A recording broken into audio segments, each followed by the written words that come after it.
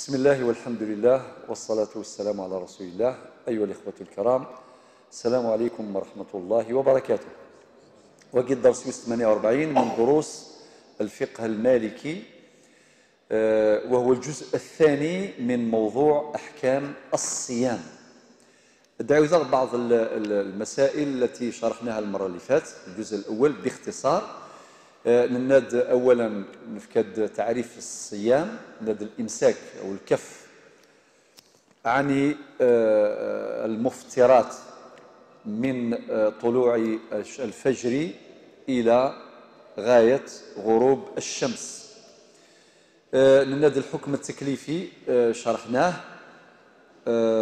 وهو الوجوب، كيف أن الصيام أيضا فرض في السنة الثانية من الهجرة النبوية، هذا شرحناه. وكذلك نناد هذه النقطة الثالثة، إذا نشرح أنواع الصيام. نناد الصيام الواجب. الصيام الواجب ذا شوث يسعى 3 أقسام، إلا صيام رمضان وصيام الواجب، إما يكون أداء أو قضاء، لقوله تعالى فمن شهد منكم الشهر فليصمه. إما يكون أداء أو قضاء، يعني يون ما يصوم رمضان الله يبارك، ما ليس على عذر أثي قضو أثي غرم قبل أديزي وسقاس، لأنه قالت له يتولى سند قسان وها ربي لقد قسان اللي كان شعبان لقد فكن القضاء نسن إلا لصاحب عذر، وهذا الأمر نشرحه اليوم إن شاء الله تعالى بالتفصيل. نناد الصيام الواجب والسين اللي هو صيام الكفارات. كفارة مثلا ككفارة اليمين. كفارة اليمين يعني يقول ما يقول يحنث أماكن ديوسا ذي سورة المائدة الآية 89 ندي هذا رب سبحانه في كفارة اليمين، يعني يصوم 3 أيام، ولكن ميلا وريزمير هذه الشتش، خاطر إما هذه الشتش 10 يهليلا ماشي يوني يهليلا في الشتش 10 مرات، خاطر إلى قد 10 يهليلا، لأنه في قاعدة شفوثاس إذا ذكر العدد في القرآن أو في السنة فهو معتبر. من ربي 10 مساكين معنا 10 ماشي يون ديجور 10 مرات 10 أيام، خاطر إلى 10 ما ثواشولت ذيك الليل 10 يسن 10 في كاس، ما إلى 5 صافي في 5 نو 5 عندنا نظن. تاقي قانص كفارة اليمين لا كفارة القتل الخطأ. تاقي تسدي سورة النساء الآية 92 القتل شهرين متتابعين. كفارة القتل الخطأ 2 شهر متتابعين، يعني ذي بعض ربي فلان غاك يعني الحوادث، ولكن إذا قصرني مذان باللي 3 كفار باش مي قالت راه تفضي يلحون كوفري ذا بيبريكان ذي مدن من بعد كيني لاسيورونس تقابل ذايا نو إلا وين نظن 3 كفار أولا 2 شهر متتابعين. 3 الدية نهضرت فلاس فيما سبق، ماشي ما كتساكن ماشي 30 40 ماشي 40 مليون ماشي 50 مليون ماشي 500 مليون ماشي 700 مليون ماشي مليار ماشي مليار ونص ماشي ناض كان باش بعد ما دير ديال الباليس ماشي داير سهلا غادي يصر ربي جميعا ان شاء الله تعالى. ماشي هذا موضوع الكفاره باش نهضر فلاس، ولكن اشاره فقط باش بنادم ادير ديال الباليس. شفا عيون واسي ساد وين يخدم لكن طريق السلامه في سقال العزوني لا بروميير فوا خدم غير كونفيرونس كيف من بعد يخدم النساء الجانبي نس الزرام الله يذكره بالخير سميت هضر في الامور الشرعيه وكذا نقديوني نكثر سيولد الحق دي صالور، يعني الوزراء اسمي زراء شو دينا الشرع في خاطر فهم الغاشي نورمال الله سيونس تقابل وخلاص الروح يروحن او قتل الخطا تاقي صافي تاقي الصيام كفاره يعني. وطبعا التفاصيل موريس ميرارا موريس تصبه ولي قدام الا ذاك كفاره الظهار الى اخره. الا ذاك الصيام الواجب والثلاثه صيام النذر.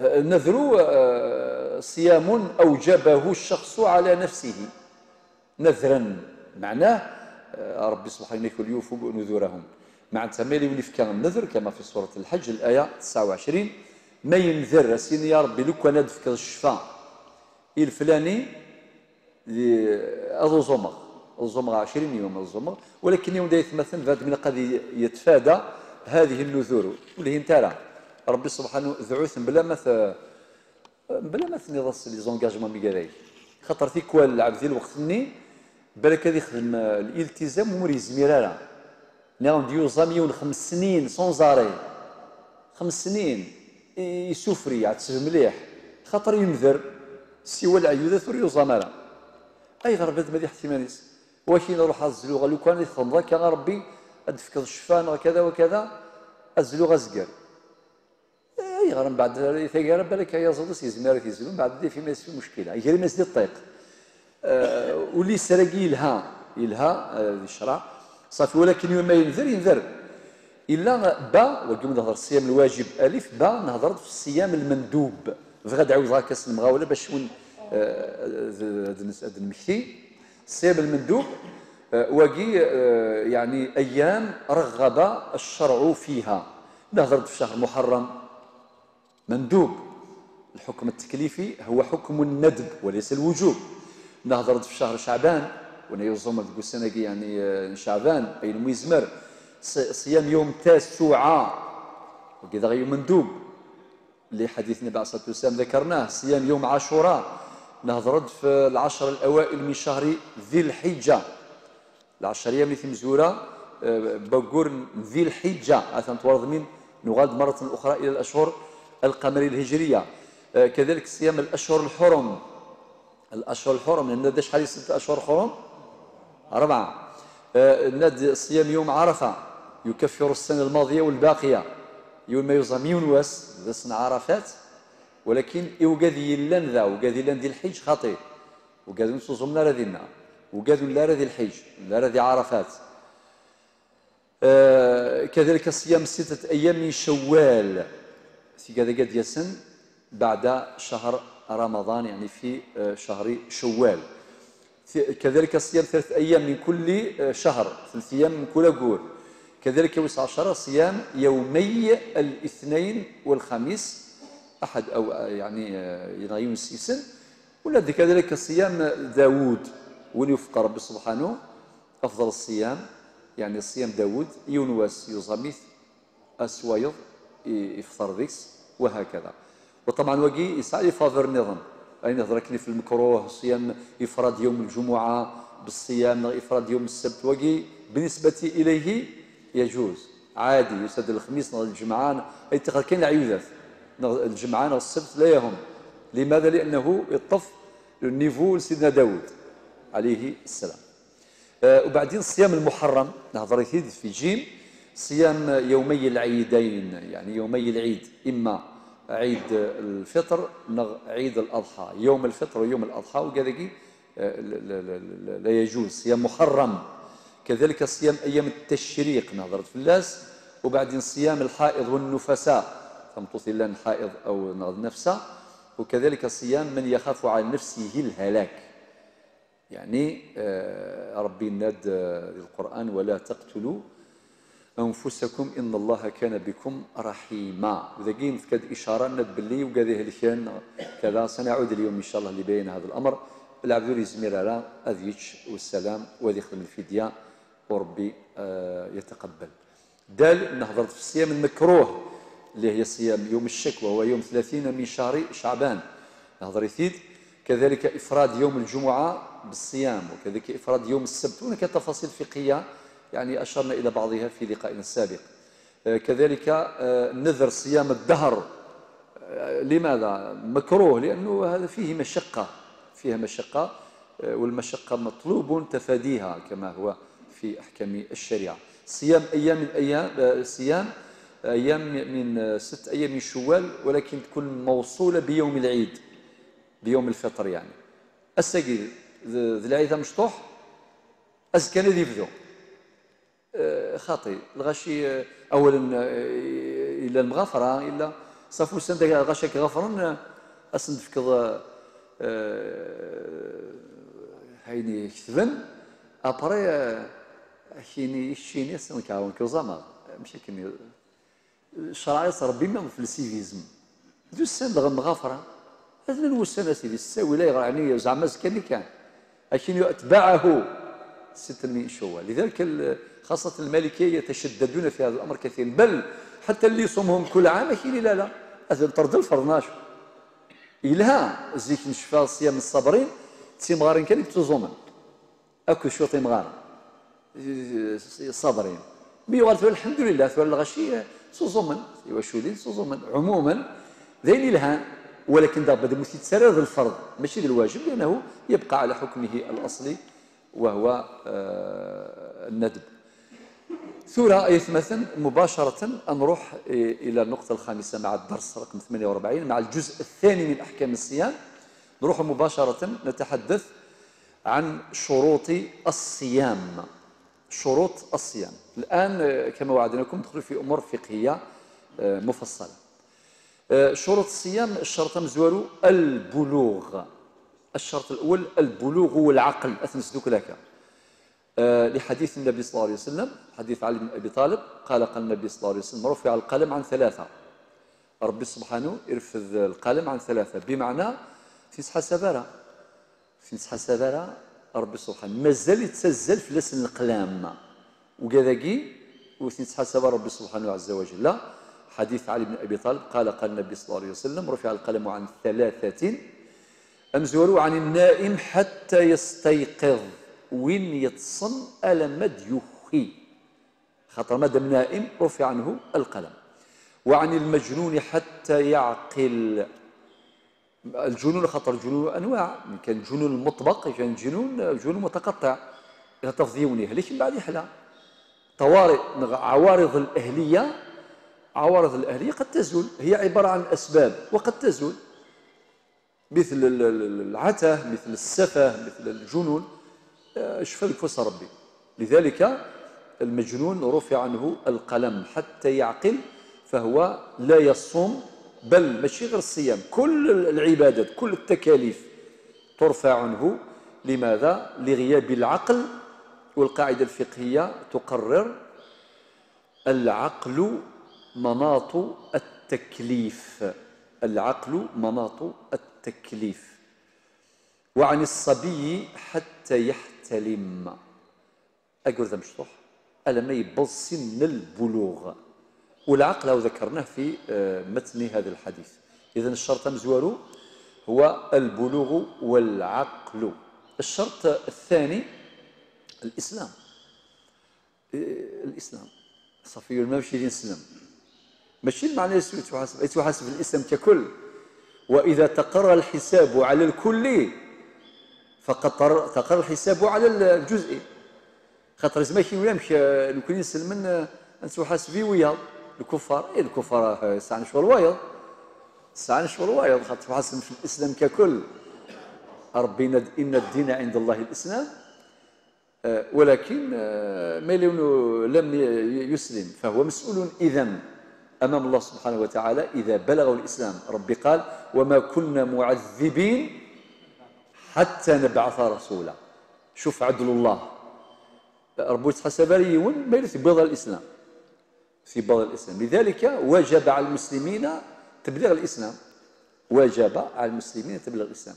سبحان الله العظيم نثر التاريخ التفضيل يعني مش الفتوحات الإسلامية مش خدم من الصحابة مش خدم من صوت الإسلام إلى معظم دول الدنيا، ولكن الساقي دلنت الوسائل اللي ندير أكثر، ولكن مازال الكفر مازال الردة مازال بشكل كبير، ومازال الناس يعبدون الأصنام إلى الآن، ومازال كل واحد من بعد روح تاهن ويكشم البوذية ويكشم الهندوسية وإلى آخره. هناك عقائد ضالة مضلة كثيرة جدا جدا.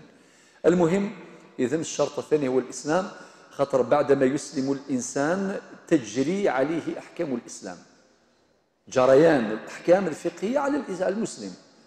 نهار يقول أنا مسلم ثم يبدو طبق في يأكل أحكام الإسلام من صلاة وزكاة وصيام أيضا. إن الدين عند الله الإسلام. سبحان الله ربي من دين القرآن الكريم يا أيها الذين آمنوا اتقوا الله حق تقاته ولا تموتن إلا وأنتم مسلمون. ما ينثبت بدين الإسلام رحمة ربي ولا تموتن إلا وأنتم مسلمون. لذلك ثبت في السنة النبوية الإنسان حينما يحتضر يعني مدى سكرات الموت وقد يحضرن يلقنونه الشهادة، تكررها ليسمعها، فإذا لم ينطقها بلسانه نطقها بقلبه أو أدركها بقلبه، شعر بها بقلبه. يعني ميلا ولزماتي دين سيميس خاطر وقت صعيب ديال وقت بنادم ديالنا وزميرانا صافو حرصت علي مثلا قريت وحرص إلد لا إله إلا الله خاطر قالت كان شيني لا إله إلا الله محمد رسول الله. يعني صدق نسي سهله ما كزما أشهد أن لا إله إلا الله وأشهد أن محمد رسول الله. ما ثور ذاك سيفسو ساخير ديال لا إله إلا الله محمد رسول الله. نستاذنا استكثر القوة لماذا؟ لأنه ذي لحظات عسيرة جدا وما تدينيض يتذكر بأنه مسلم فيطمئن وتسكن نفسه ويطمئن قلبه. فهمتوا يا جماعة الخير؟ لماذا؟ لأنه يحتاج إلى راحة هذه الوقت خاطر لحظات فراق الروح للجسد من أصعب لحظات الألم كل أنواع الألم تجتمع بل وأكثر. لو كان يودي أنتقى ثغم ستوار أرنوياس لرني ديسكال أرنوياس ثعبط أرنوياس أمزور ما يصفير أرنوياس وكذاكياك والو بارابور خطر ديالنا الموت ويث فيزي راه مزوغ ناث فيزي عبوض نغاعرو ناقرو خاطئ اشو غاديناك بالروح صافي الامر صعب جدا. نسال الله ان يثبتنا خاطر ماشي الانسان يثبت الله الذين امنوا بالقول الثابت في الحياة الدنيا وفي الآخرة. متى جاءت هذه الآية؟ بعد أن قال الله عز وجل ألم تر كيف ضرب الله مثلا كلمة طيبة. ابن عباس رضي الله عنه إن الكلمة الطيبة ذاكي مقصود بها لا إله إلا الله يدي يقصد.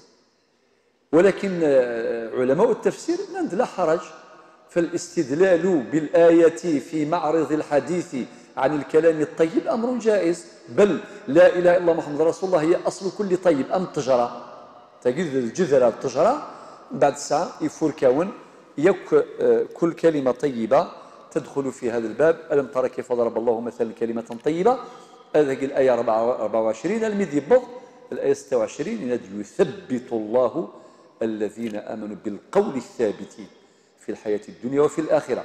معنى بنادم أكنك حرز لا إله إلا الله الدنيثيس يحرزيت ميد يحضر الوقت أتياف ذي الوقت وعارن مليح صافي نادى الإسلام. وقي الشرط الثاني. الشرط الثالث القدرة على الصوم أو القدرة على الصيام.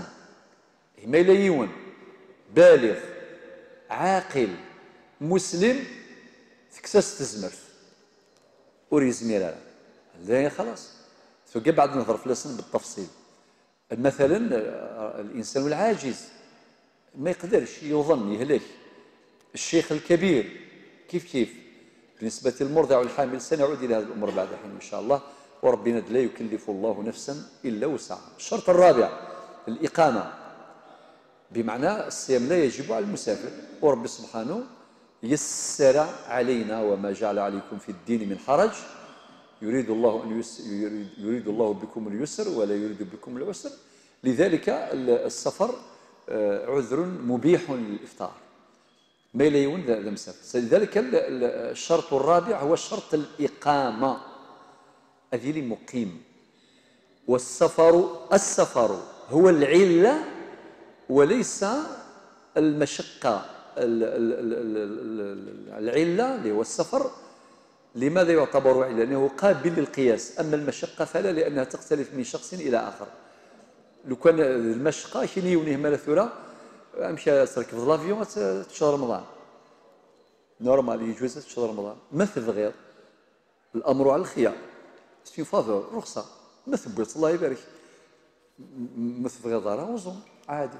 لذلك لا إنكار مثلا ضيون يفطر وسقرا تغلظض ما يولك تزامض وشي قرا تغلظض صافي كش تقرزض نتا يقرز كل يوم هذه يختار شو يفهم فلاس وسبحان ذلك العلماء في هذه القاعده غاش كيتلها إني سي كا باركا كل يوم شو يصير هاني نسى مما كنظر يجمع التقديم والتاخير وكذا يتزولا يثيروا كويس تفضل سيدي راه من خدام مباشره يلا تفض تجاوزت الديار تفض خرجت من الحماين كامل تدرت من بعد يدن طهور قارين زل ركعتين طهور قاكس الوضوء قبل شي يغسل الوضوء زل ركعتين طهور رنو العصر سنة ركعات ايضا تخدم ضاكا كيشي لها الشيني اي بور داكي كان ما عجبك داكي كتذميت ماشي ما تسبع ضوضا قاري غلفوسي زل ركعتين طهور رنو ركعتين العصر جمع التقديم قصرا خاطر الشي يسوع هذيك شي يسوع هذيك الحال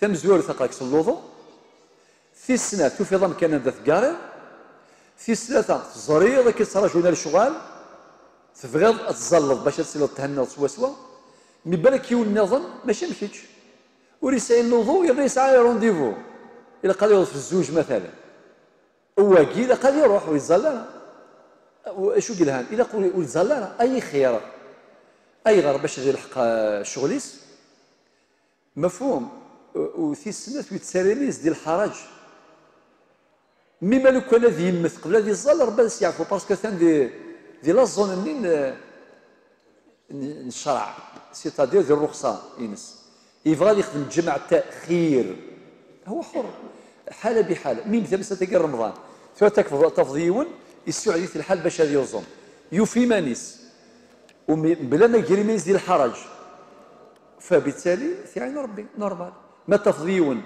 يبغى يتش غاسولا ما يلولاش الحرج يركب طوموبيل كليماتيزي الخير الفلاح طوموبيل سنسا اذيتش نورمال ما كانش حرج نقول هذه الكلمه خاطر احيانا خاصه في رمضان تلاحظون في الطائره يعني يقدموا وجبات غذائيه التفضي يسقسيو صايم صايم صايم ونكوني سولتي مغار رمضان كي سلع برك رمضان ما هو لاني ونيس رمضان يا حاجه زعما يروح هاد يحوج هادي هو العمره زعما انسان مسكينه كني يزرع اش تخدم الا قال يزرع باللي يجوز هذا مكان مادام يجوز يجوز وهذا مكان لذلك الاقامه هذا الشرط فمن كان منكم مريضا او على سفر اكيد لنا ربي سبحانه في سوره البقره فرا من ندوقي ويس 4 ويس 5 غير ويس 5 الند الطهاره من الحيض والنفاس الطهارة من الحيض والنفاس بمعنى بالنسبة للنساء إلى قتيلي ثلاثة حائض وثلاثة نفساء ثلاثة نفس وقي الشرط خاص بالنساء شرط ويس 5 الشرط ويس 6 أديك شم الوقت خاطر بين فمن شهد منكم الشهر فليصمه والنبي صلى الله عليه وسلم صوموا لرؤيته وأفطروا لرؤيته إلى آخر الحديث بمعنى مذون مكتب ربي ثغزل الأمر يلحق في رمضان أذ يصوم هذا نسأل الله أن يبلغنا رمضان وأن يوفقنا لصيام أيامه وقيام لياليه لذلك الملاحظة التي قلت لي عدنا حنقولوا يجي الضيف قلت لكم يا جماعة الخير جاب لي ربي حنا ضياف ماشي هو خاطر هو دائما موجود منذ القرن الثاني للهجرة ويبقى إلى أن تقوم الساعة إلى نهاية الدنيا ولكن نحن فعلا لأنه كان اللي صاموا ما يصوموش هذه السنة وكاين اللي كتب له ربي سبحانه صام ولكن هذه المرة حي ولكن لا يصوم لأنه يكون صاحب عذر خاطر لا نوقاد يوزامن أسقوسني عدان أسقوس ولا شي تنموثن لا نوقاد ونموثن نارا ما توزوم نارا أي غير خاطر سعن العذر ما إلا يسد الهلاك مرحبا استك ربي صافي لا يصوم في كذا يتمثل نناد النقطة الخامسة شروط الصيام كملناها وباش نفتحوا بعد المجال للنقاش إن شاء الله تعالى مادام هذه هي آخر حلقة في هذا الموسم إن شاء الله تعالى. سابعا نأتي الآن إلى مبيحات الفطر. مبيحات الفطر يعني هذه يوزون بنادم نعم، ولكن اثناء الصيام كوكور رمضان يزمر يصدر عذر من الاعذار فيباح له الصيام، يباح له الفطر. يعني هذه شهر رمضان سببا مزوارو اشرنا اليه قبل حين وهو السفر، ولكن داك كما الفقهاء يقول لك العباره ما السفر في غير معصيه، وهذا هو المطلوب مش في المعصيه. ما لا يون ذا مسافر، والسفر ناد باللي هو العله في علم الاصول، العله هي الوصف الظاهر المنضبط المناسب للحكم، وصف ظاهر منضبط مناسب للحكم قابل للقياس، لذلك هذه العله. والعله نطبقوها لاعمال قواعد القياس، والقياس 4 أركان كما تعلمون: الأصل والفرع وحكم الأصل والعلة، المقيس عليه أو المشبه به والمشبه والمقيس والفرع قلنا، ثم الحكم الأصل يعني حكم من الأحكام التكليفية، إما الحرمة أو الندب أو الكراهة إلى غير ذلك، ثم تأتي هذه العلة، والقياس إلحاق أمر بأمر آخر في الحكم الثابت له لاشتراكهما في علة الحكم. طيب، إذن السبب مزوارو الناد السفر، وكي العبد مسافر يسعى الحق باش ذي شرخص له باش يفطر ذي رمضان. السبب وسن المرض لهلاك، ربي يشفي المرضى ويعافينا جميعا. من كان منكم مريضا أو على سفر فعدة من أيام أخر، فعدة من أيام أخر. طبعا هذا بالنسبة للمريض الذي يرجى برؤه، وين يعني نصرى جوج فايلس خاطر للهلاك يعني كونداني، ولكن ياك افي اكنر يعيش. طبعا هذا تقدير بشر، تقدير خبرة بشرية، ولكن ربي على كل شيء قدير. فبالتالي ونسعى لك الهلاك يهلك في رمضان هذه يفطر، من بعد ملمي يحلى بعد رمضان يقضي إما شوال ناض القعدان ناض الحجة ناض المحرم، يعني من مي سيسهل الحال أذي يقضوا والسنني أوها ربي أثني يقضوا قبال دي الزي وسكاس، يعني كم ثورة وقدي سوالسن يعني يبادرون إلى قضاء الأيام اللي يفطروا فيها بعذر قبل مجيء رمضان القادم. يعني هذه الشهر مثلا في شهر شعبان كاين الآن اللي راهم يقضوا أيامهم سواء بالنسبة للرجال أو النساء، يعني أصحاب الأعذار. السبب الثالثة اللي هو نقيم كان ديال المرض يا جماعة الخير، ديال المرض ناد باللي رمضان في بلادنا والحمد لله له مقام خاص، له مقام خاص، وهذا في الحقيقة نقطة قوة في الجزائر، في المجتمع الجزائري والمجتمع المغاربي عموما. بالمناسبة قلت لكم دائما الصيام عنده الزهر أكثر من الصلاة.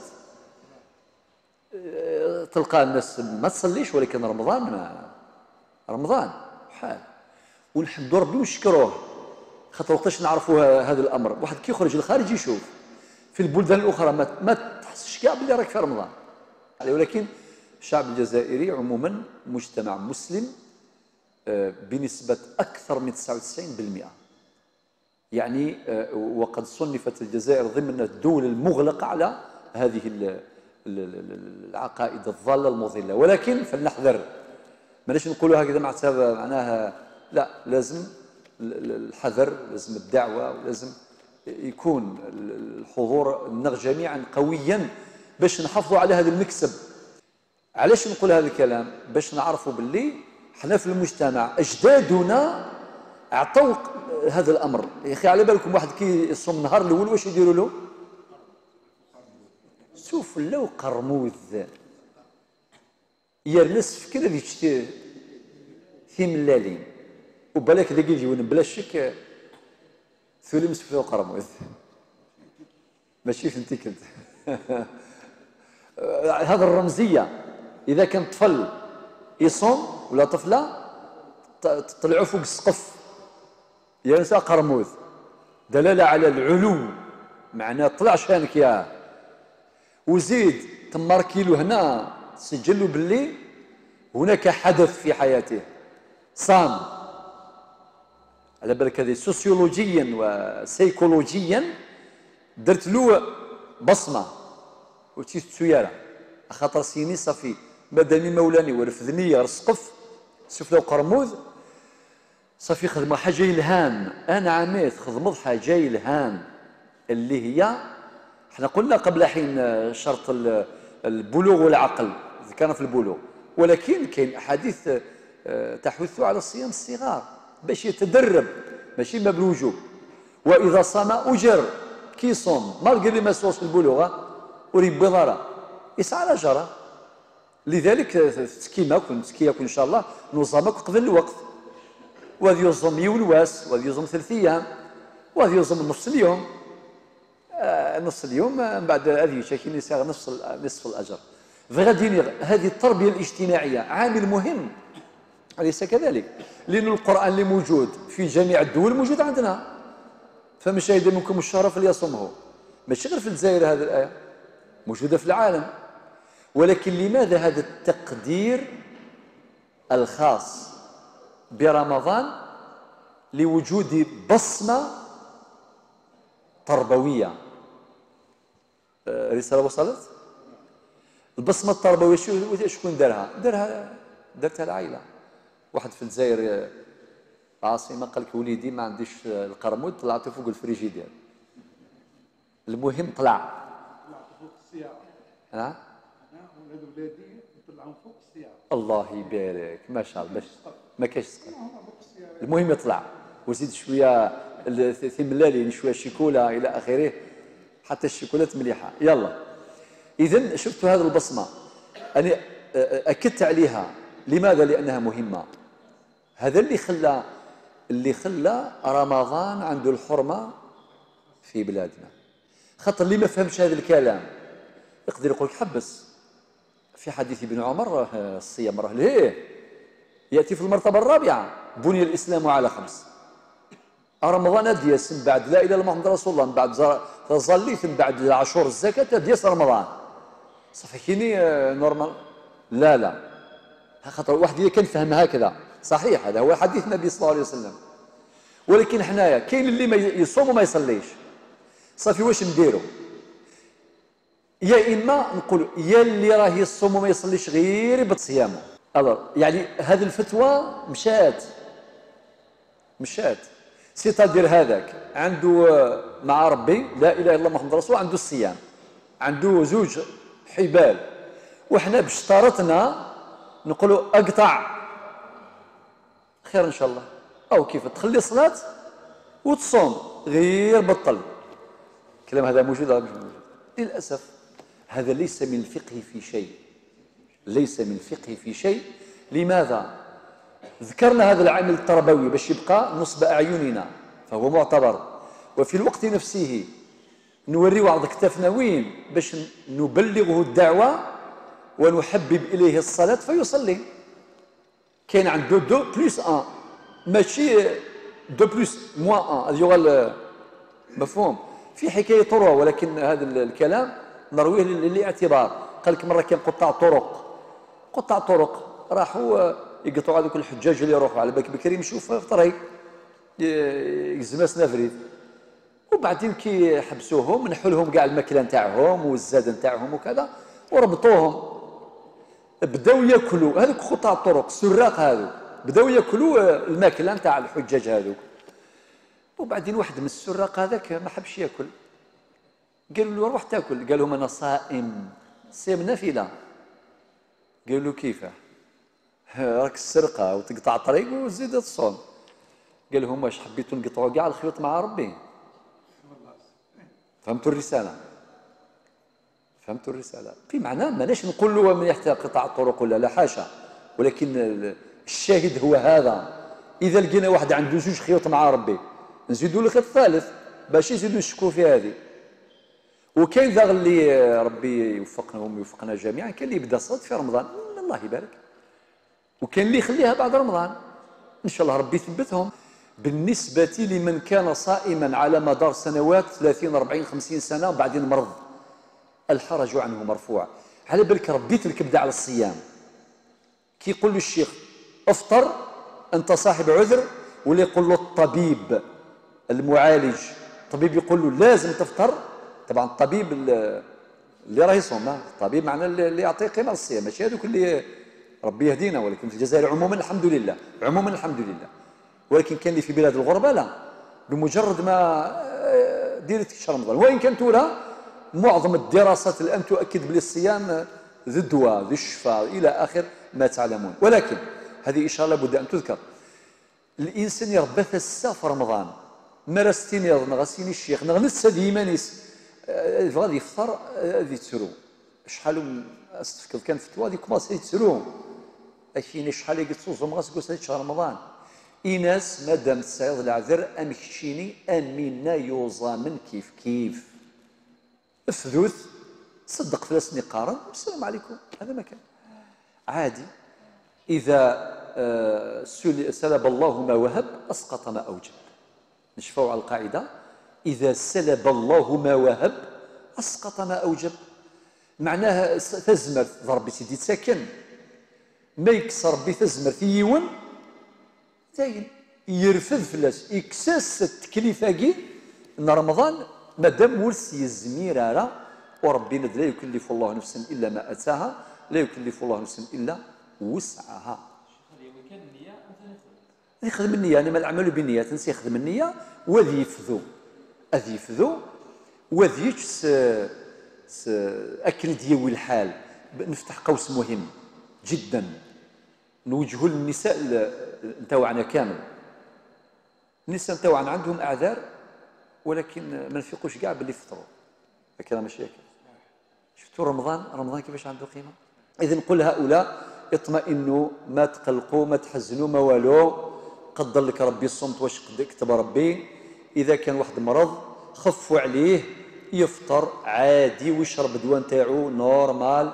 وإذا كان إن شاء الله بعد كي إذا كان المرضى قاعد يقول له الطبيب على كل حال إذا كان هذا المرض مما يرجى برؤه يقضي بعد ذلك، وإلا يقدم الفدية نتاعو، إما يقدمها يوميا إطعام مسكين أو في أول يوم يقدم عن شهر كامل أو في نهاية الشهر. هذه كلها إن شاء الله الصيغ جائزة. بعدين المفتر أو المبيح الثالث للفطر هو الحمل بالنسبة للمرأة. المرأة الحامل إذا خافت على نفسها أو ولدها، خاطر ممكن المرأة تقول لك أنا نصوم مالغري قال لي استاذيس ولكن هذا زمر من بعد، ولكن ماشي كان المقصودة ميما قروذ تاع بوطيس ميما قروذ منين، خاطر نتسا إلا قد نتساث باش نتسا غادي يرتاح. ما لا يتم الواجب إلا به فهو واجب، والنظر في المآلات مطلوب. العبد قد يحزب. لذلك المرأة الحامل هذا الحمل سبب يسمح لها بالإفطار، يجوز لها أن تفطر يعني وتقضي تلك الأيام بعد. ولكن كاين بعض النساء ربما تتوالى عليها هذه الأسباب، يتوالى عليها الحمل والإرضاع ممكن على مدار 5 6 سنوات. أسكواس استاذيست أبري إكفار رمضان السنة السطوض صافي ما السطوض إذا قرزنيا ديتش. والنساء تختلف، كان المرأة اللي لو كان تصوم يحبس الحليب عندها، وكان المرأة لا حالة بحالة.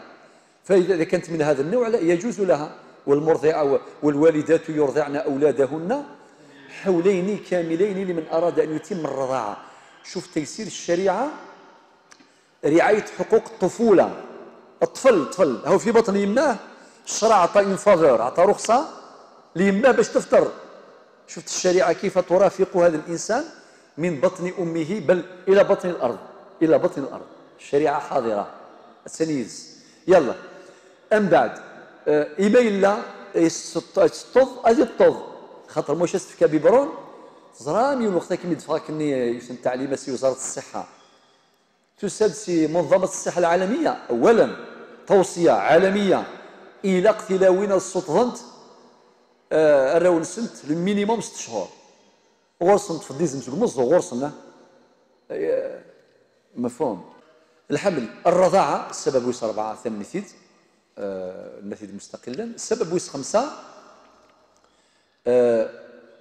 كبر السن ثم غر أي مثل ماشي كان الهلاك العجوز الشيخ الكبير وكذاكي إذا كان عاجزا عن الصيام ماشي سلاج اديني تصوت 70 سنة أتفطر ناغ 80 سنة تصوت كان من ميديلول خاطئ لأنه جالس عن 90 سنة تزومن نورمال 95 سنة نورمال 100 سنة نورمال زرار ماذا قلنا غدا نظن يبو مارك لسيعفو ربي رحمك جميع المسلمين يعاش القرن وثلاث سنين يبدا رمضاني 7 سنين صافي شحال يقوزان 96 سنة 96 سنة يقوزان إنايك التراويح جامي صروح ركعيات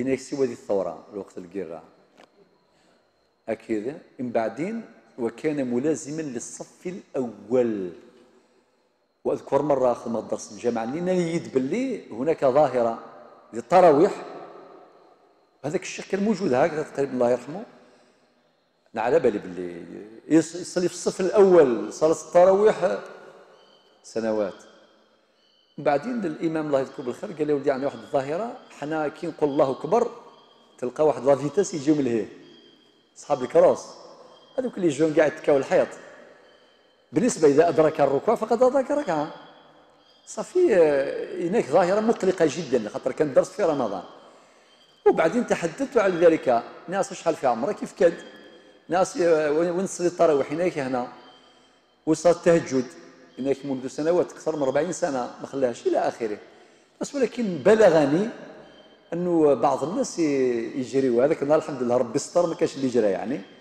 ماشي معناتها واحد يريح لي دوك صاحب العذر معذور مانيش نقول هذا الكلام معناه ناخذ كاع بالعزيمه واحد يكون مريض يكون تعبان جا مسافر وكذا لا حرج يقدر يستنى حتى قريب الشيخ يركع يجي بالراحه بالسكينه والوقار بالسكينه والوقار ماشي يعني يبروفيتي لا فيتاس اللي عنده يجري ويشوشون على المصلين فهذا نموذج راقي لالتزام العبادات اذا كبر السن واللي عنده هذا العجز يجوز له وهو كبير في السن يجوز له الإفطار بإجماع علماء الأمة معنى باش ما يقولش يعني كبير في العمر مقرض العمر يعجز أديتش أثاه ثم جماعة الخير هناك بعض نفتحوا الحوار يعني نديروا حوار جماعي إن شاء الله فيما بقي ولكن هناك بعض الآداب نذكرها في ختام هذا الدرس إن شاء الله تعالى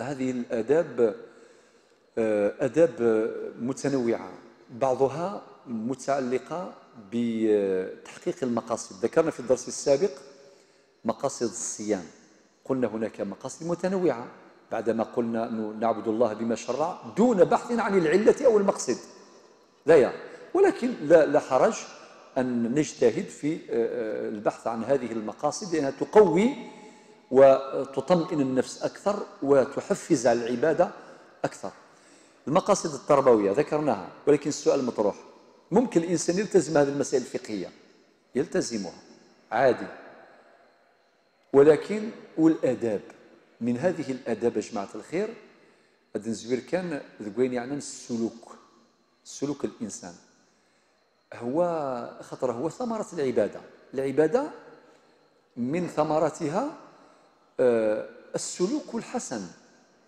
من نظام التجارة رجل غلا كيف نورمالمون في رمضان ثم اللي يكون سلوكنا أحسن اللهم إني صائم وكذا واحد يحافظ على أخلاقه وماشي منا يصوم ومنا يجيب المشاكل وإلى آخره لذلك السلوك مهم وهذا الذي يفسد أحيانا جمال العبادة هو هذا السلوكات اللي ماشي مليحه الزقا والعياط ديك فردان ديك المدينين ديال السواق ديال الادارات وكيكوي الهواره امشي ديك فردان طوموبيلات هذه كلها لازم يا جماعه الخير نجتهدوا على الاقل حنا اللي رانا في الجوامع وكذا يذكر بعضنا بعضا على الاقل يكون عندنا هذا السلوك الرفيع الراقي غاسا كي دي زعف وشو زعفاله سيام كتفهمض سيام كذا بصور بيضاء تمتص غضبه حاول أن تكون قدوة له. نزرى بالأمر صعب، ممكن يقول أنا استغضبت إذن لابد أن أغضب، ولكن ربي ناد والكاظمين الغيظ. نتذكر هذه الآيات البينات، ربي قال والكاظمين الغيظ، ودينا له الفاقدين الغيظ، لم يقل هكذا، لأنك إذا استغضبت فاغضب، ولكن فرني، لازم يكون عندك المكابح. والكاظمين الغيظ والعافين عن الناس. من بعد ربي يقول والله يحب المحسنين. تجي ملاحظات في السلوك. لانت ملاحظات أخرى أيضا دائما في السلوك اللي هو النوم الكثير. يغلى كان رمضان يتوخدم سلتو في أيام الصيف يغص. معليش الإنسان يدير قيلولة نورمال، خاطر ديجا عادة دقيا في رمضان ونقنا راطاس رمضان، بعدين تراويح إلى آخره، وبعدين نذكر سحور، وبعدين إلى آخره. الإنسان يحتاج إلى شيء من النوم، ولكن شيء من النوم ماشي طول النهار يعاوز يعاوز دكواس يطس. حكا وانت ماشي تبقشيش لي، لكن كاين كير غد المغرب كير غد السرد غد يودن الشيخ المغرب. تفهم امشي تفكر الجواب وكيش فاهم ان كلاسابل.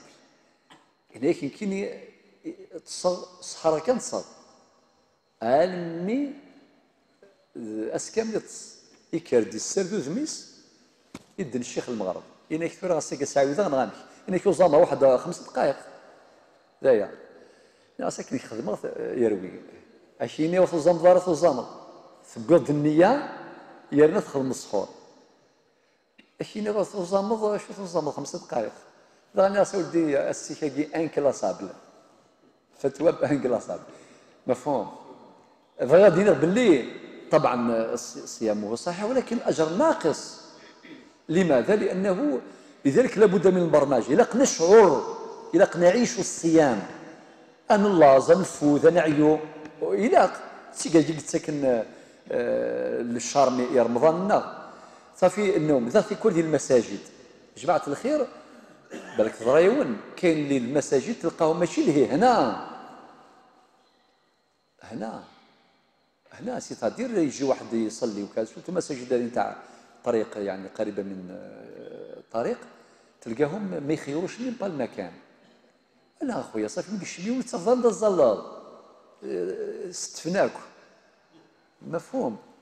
ما ينفعش لازم الاداب هذه مطلوبه يا جماعه الخير.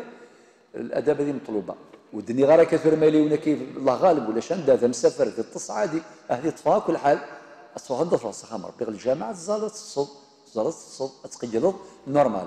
في غادي هذه ظاهره اخرى وهي ظاهره التبذير. ولم يا اخي في كل مره اول تجار يعني غنسكتوا نهضر في التجار.